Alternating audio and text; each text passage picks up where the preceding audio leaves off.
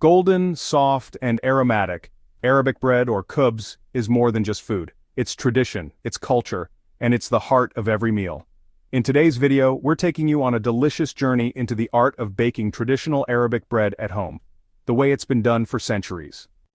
Arabic bread, known as khubz in Arabic, is a staple across the Middle East and North Africa.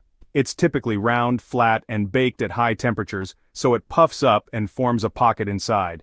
It can be soft and pillowy like pita, or thin and crispy like sage bread.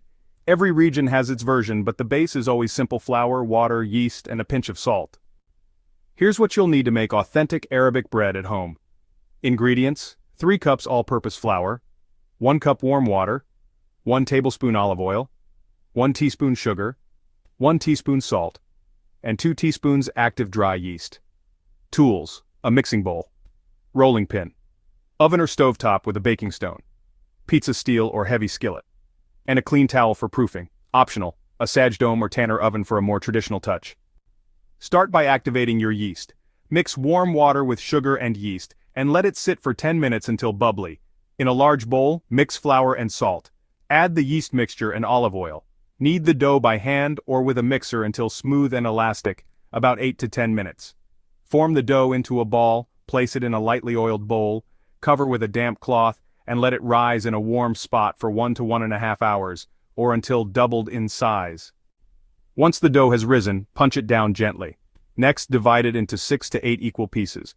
Roll each piece into a ball, cover, and let them rest for 10 minutes. Then, using a rolling pin, flatten each ball into a round, even disc, about 1/4 inch thick. Consistency is key. You want the bread to puff evenly in the oven.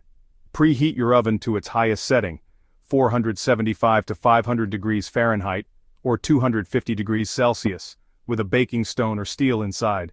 You want extreme heat to mimic traditional ovens. Place the flattened dough on the hot surface and bake for 2 to 3 minutes. Watch as the magic happens. It puffs up like a balloon. That's your perfect pocket.